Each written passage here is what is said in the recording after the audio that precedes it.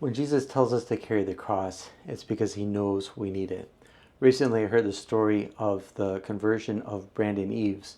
Now, his way to the Catholic Church came through preparation for becoming a Protestant pastor, not the most typical path. And then he explains that when he was in high school, he kind of had this moment of conversion, this moment of starting to go to church in his junior year. Now, he was the popular guy at school, star football player. And so when he got to youth group, nobody was really knowing what to expect. One day, the youth pastor reached out to him. He said, "Hey, you want to go to lunch?" Brandon thought, okay, kind of strange, but sure, I'll go out for lunch with this guy. And there at lunch, the youth pastor drew a diagram on the back of a napkin. And on the one hand, he had God. On the other end, he had man. And in the middle, this great chasm. He says this chasm is what is caused by sin. That of our own efforts as men and women, we are not able to get to God. But then he added another part to the drawing, and he drew a cross. And that cross bridged the gap, closed the chasm. He says, thanks to the sacrifice of Christ on the cross, we are able to make it to God. Brandon was pretty impressed by this. He'd never heard the gospel preached quite this way.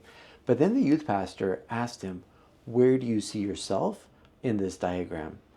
Brandon thought for a moment and he said, well, I don't see myself as so bad that I could go to hell, but I'm also not so good that I could get to heaven. So I guess I would be right in the middle. The youth pastor said, I'm sorry, that's not an option. You either have to be in Christ, for Christ, or you're out of Christ.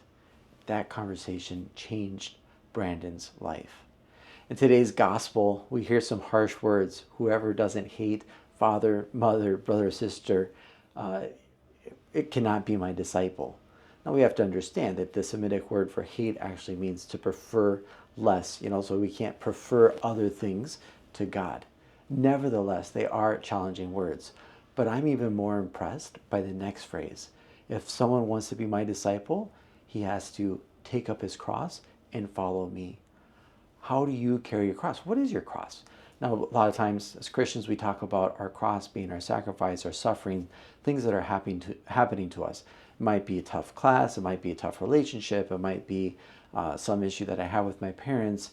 But whatever it is, we're called to carry this cross with Christ. And that's one of the amazing things, is that then that cross can actually become a means of sanctification, a means of growing closer to Christ, because we're able to unite our sufferings to the sufferings of Christ on the cross.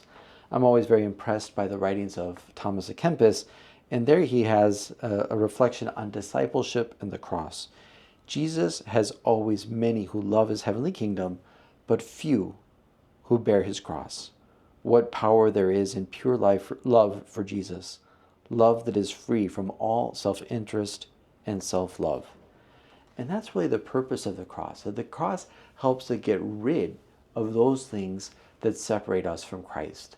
And I think that's why it's so important for us. That's why Christ says you need to carry your cross if you're going to be my disciple.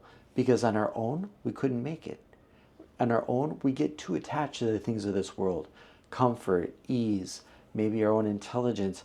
But when we have to offer up sacrifice, when we have to deal with true suffering, well, then it's like God is doing this heart surgery on us and taking away those things that separate us from him.